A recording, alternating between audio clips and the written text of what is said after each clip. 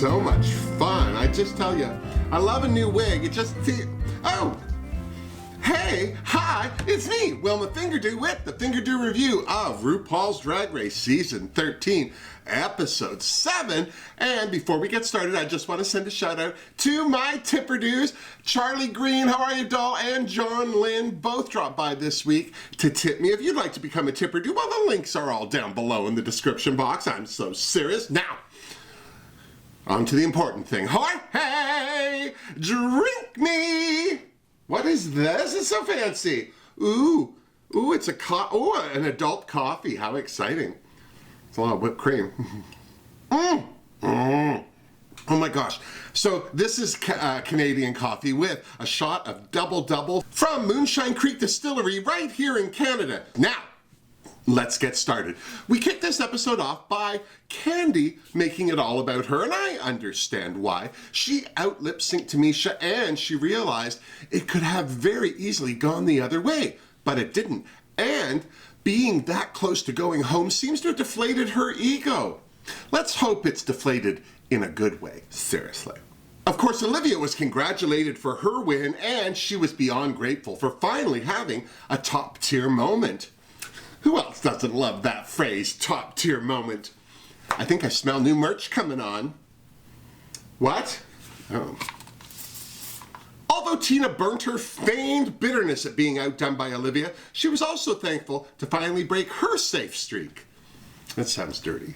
Elliot took that moment to notice that 2 of the 3 eliminated queens this season had been partnered with her. I love how the room took that to be a curse as opposed to the fact that Elliot outshone everyone she's been teamed with so far.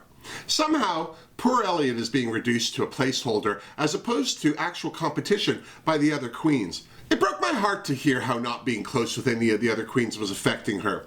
It sucks to be an outsider, but still, Elliot's got friends at home. Someone should remind her it's not RuPaul's best friends race. Seriously. The next day in the workroom, Rossy recounted a vivid dream of being sent home, which I thought was a stupid move. I wouldn't have shared that story with my competition. Point in fact, Candy Muse jumped all over it by telling Rossy she was going to make that dream a reality. What was Rossy thinking? We'll never know because there was Ru looking all kinds of fabulous and walking down those stairs in those heels without a handrail. That's amazing because she's old.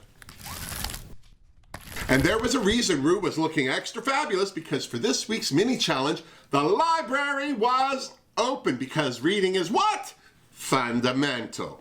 This is always a hard challenge for me because I would suck at it, which is probably why I cringe so much when any of the other queens suck at it too. You know who would be great at this challenge? My hateful drag daughter, Wilhelmina Box for Hearts. Seriously, she's so hateful, she has a day job that lets her kill cats. Mind you, it's a kindness because they're usually sick and dying anyway. Did I mention she's a vet? So it's not like she's sneaking up on anyone's pets with a hammer. See, I suck at this. Rossy didn't suck, but, well, she didn't reinvent the wheel either. Denali's impersonation of Gottmik was almost as funny as her act out of Utica and Gottmik twerking. Gottmik did well. She worked RuPaul in cargo shorts into a read on Utica. Her clapback about Tina burnt her being a tight end is not what she heard was hilarious because, well, it was spontaneous, and calling Candy a member of the pug community was also hilarious because Candy could have punched her and it would have hurt.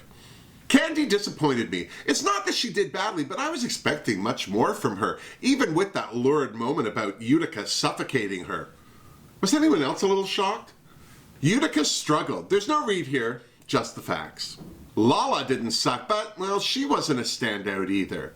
Olivia was cute, which wasn't the challenge, but I didn't cringe. Tina had a lot to say, but it wasn't very good. Tell me I'm wrong. But none of that mattered because Elliot stank up the place so thoroughly that Ru threatened to burn the library down. Hell, I'd have gone one step further and salted the earth, seriously. And when the smoke cleared, I don't think it was any surprise that Ru announced Gottmik was the hands-down winner. Maybe she is a shady bitch after all. And then it was Maxi challenge time. This week was an improv challenge. The queens would be appearing on Bossy Rossy After Dark as fine, upstanding members of society. said no one ever about these talk shows, I'm just saying.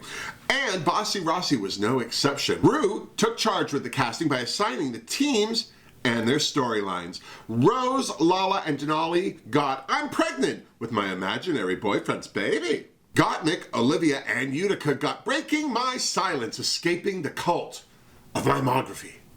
Simone and Candy, can I just take a moment to love how Ru pronounces Simone's name? It's a shout out to Raven Simonier, and yes, that is how you pronounce it. Anyway, Simonier and Candy got former teen queens. Where are they now? Tina and Elliot got "My best friend's 600-pound ass is killing our friendship." Looks like Tina got the curse, and she was far from thrilled, but nowhere near worried. As the queens got down to work, Elliot seemed to be ready, willing, and able to make every effort to keep up with Tina, but Tina wasn't buying it. Way to build up the trust, Tina. Candy was taking Michelle's words about her lack of range to heart and went down a very subdued, dare I even say boring, road with her character that worried Simone.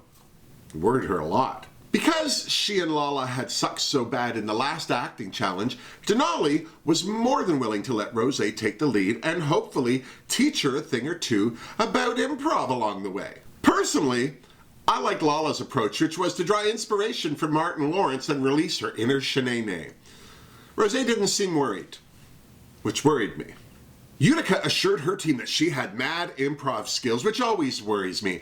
Unless you're Colin Mockery or Ryan Stiles, calm down is what I'm saying. But the real drama on Team Mime was the casting. Utica and Olivia wanted the same part, and neither of them looked like they would accept anything else. Well, that was until Utica crumbled and let Olivia take it. Idiot. Tina Burnter had watched this whole exchange, and because she's always looking for the drama, she decided that Olivia was a secret diva. And I think Tina's right, and I'm totally okay with that. Then it was time to film Bossy Rossy. Right away, I was impressed with the set. There's some season 13 money getting thrown around is all I'm saying. While each team filmed their scenes, the rest of the queens got to watch from the workroom. I love that. Nothing pushes a performer to try harder or makes them doubt themselves more than watching another performer, especially when they kill it. I'm so serious. Up first, Team Preggers, and let's just say they did not set a high bar. They didn't suck out loud, but there were issues. I thought Rosé was focused and she really did seem to be listening, but Denali's need to do well overshone her ability to be funny. And I thought Lala Reese started out strong, but then she seemed to deflate in the middle and get quiet, which was not cute next to the two loud queens. Seriously. The cult of mimology was next, and I have to say, Gottmik impressed the heck out of me. She seemed cool, calm, and focused right out of the gate. I loved how she kept referring to her book. It was a fantastic start.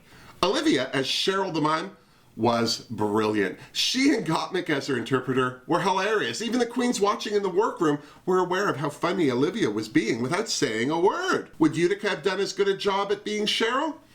Probably, but no one was expecting this out of Olivia. Speaking of Utica, when she stumbled on set, I had high hopes for her. I thought she looked fantastic.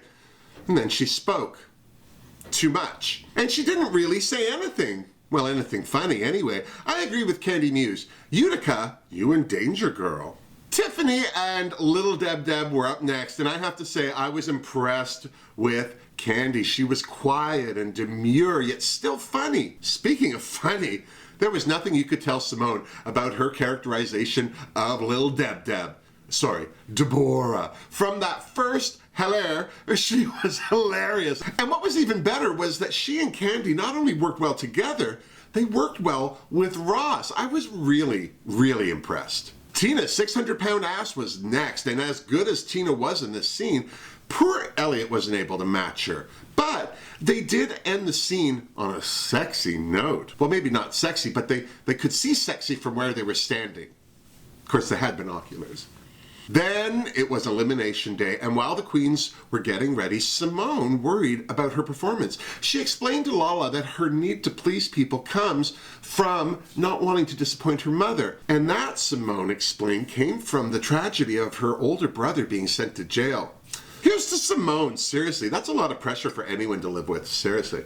Tina and Elliot reflected on how their scene went, and although they both were happy with what they did, Elliot mentioned how no one complimented her the way Tina was complimented when they got back to the workroom. Tina surprised me with her words of encouragement. She told Elliot that the other queens just didn't know her yet, and then Elliot told Tina about her struggles with depression. Bless her, but I was so happy that they had this conversation. Tina talking about being raised by a mother with depression proves that mental health issues aren't uncommon, and that by talking about it, we can remove this stigma and actually help people with their struggle, because that struggle is real. Here's to Tina Burnter, I'm just saying, and to Elliot. Bless them both, seriously. I think I'm starting to like Tina. Just a bit. And because there wasn't enough drama in the room, Candy, Lala, Elliot, and Gottmik recreated a classic trash show moment which involved a lot of running and screaming. This right here is why I never watch these shows. Are any of them still on? And then it was time for that runway. Ru looked ravishing in red. Michelle was almost virginal in white. Of course, it's easy to look virginal when you're sat next to Ross Matthews, which says a lot because he was also sitting next to LGBTQ activist and pop culture icon, T.S. Madison. Category is beads. Denali's outfit was stunning. It reminded me of a Ziegfeld Follies costume from the 20s and was a clear Fingerdoo. I wasn't a huge fan of Rosé's outfit until I realized that the pattern on it was made entirely out of pony beads. And then I liked it a bit more, enough to give it a Fingerdoo as well. Lala looks stunning, especially from the neck up. That queen has to get her makeup tutorial online toot sweet because she knows how to beat a mug, seriously. As for her dress, I would have used less beads on it so it hugged the body more, but I didn't hate it. Fingerdoo. Gottmik was next, and can I just say, if I see another outfit with that anal bead headdress in my lifetime, it'll be too soon. It totally distracted me from the rest of her costume, which wasn't near as bad, so it got a Fingerdoo. Seriously, somebody get me a pin. Pop, pop, pop, pop, pop. Olivia Lux's hair beads were adorable, and that bib front skirt and sneakers were too cute for words. Especially if one of those words is Fingerdoo. Utica's runway took my breath away. This was so stunning that I have completely reduced everyone who walked the runway before her to a finger don't. Well, everyone except Denali. Candy surprised me with this look, but I would like to know why she never took off the stole so we could get a good look at it. It made me think that something was wrong with it somewhere. And that seam in the hat, that bothered me. I don't know why she didn't just turn the whole hat around. But it was still a beautiful look and a Fingerdoo for me. Does anyone ever wear a stole anymore? And then Simone blew everyone away with her Maasai Zulu-inspired beadwork look. This was stunning and was made even better by her delicious skin, and her name in hair beads was the cherry on the top. I give Simone 8 Fingerdoos and 2 thumbs up. Seriously.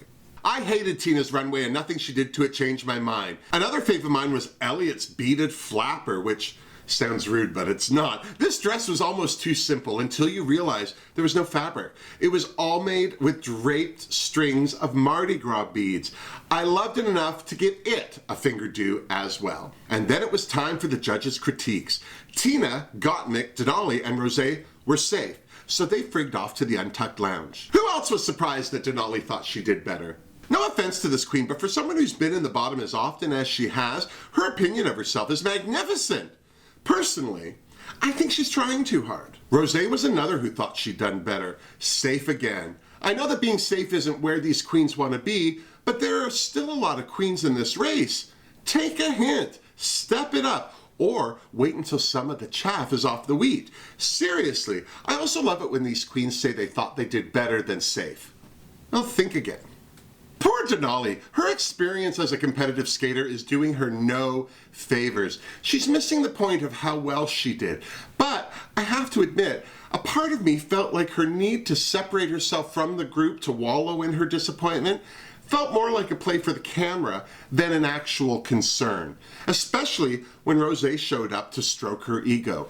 It all just came off as very ingenuine to me, I'm just saying. Back on the main stage, the judges' critiques continued. Lala was up first, and even though the judges seemed to like her runway, Michelle pointed out the rip on her side is a huge no-no.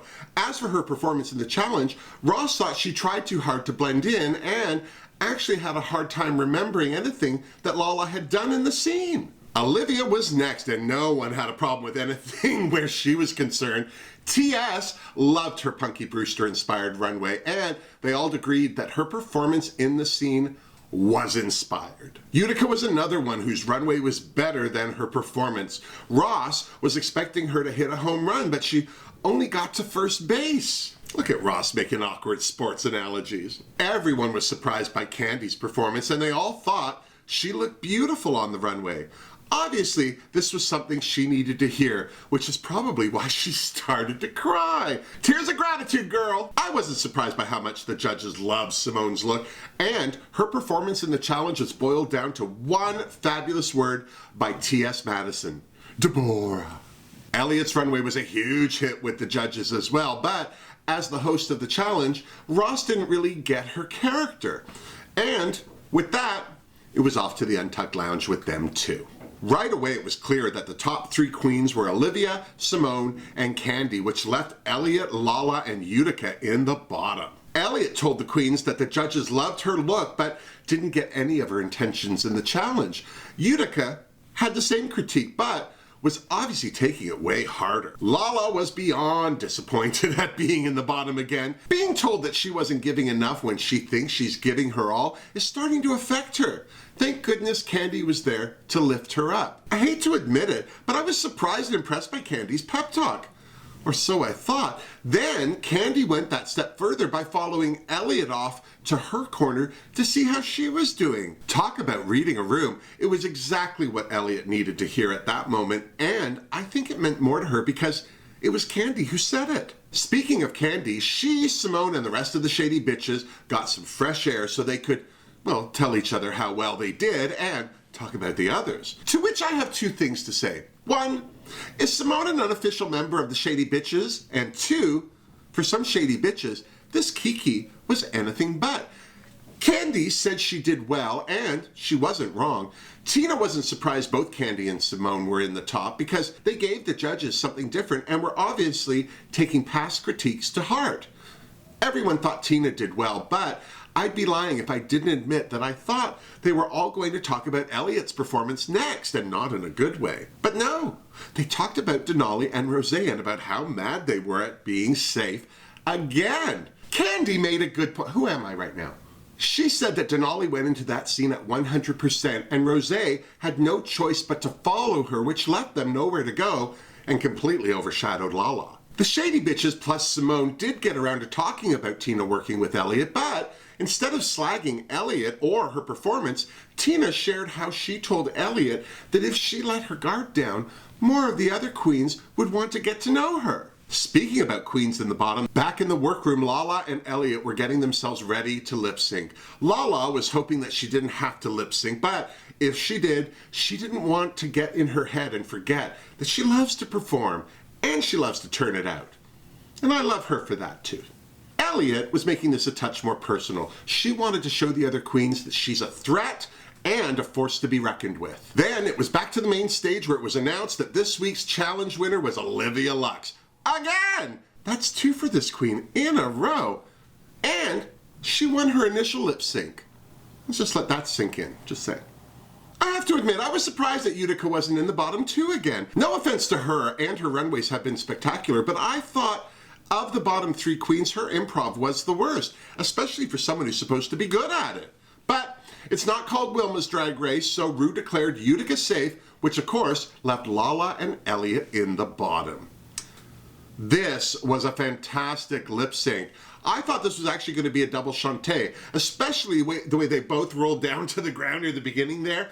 And then Elliot took that little flapper headband off and, well, the beast was released. Elliot threw down side splits, spins. She called out Lala on the stage and then did the splits again. Gottmik said it right. This was the first time I wasn't bored by someone doing two splits in a row.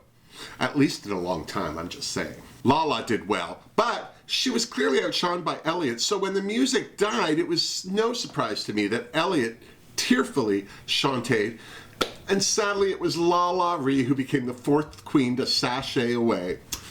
I know I'm gonna miss her, God bless. What about you? Did the right queen go home? Should this have been Utica's week to lip sync? What about Roseanne and Denali? Will they ever break the bonds of the safe zone? all we can do is tune into RuPaul's Drag Race next week to find out. And when you're done, you come on back and you see me. So you and I can compare notes. Now, don't forget to like this video if you did, and don't forget to subscribe to my channel if you haven't yet. And until next week, miss me! Mwah! Seriously, Jorge. Oh, my whipped cream is melting. I feel like Donna Summer. God, I feel sorry for Denali. You know, I think it's because she wants it so hard. You know what I'm saying? It's a lot to watch. But that dress was gorgeous. I wonder if she'll let us know who made it.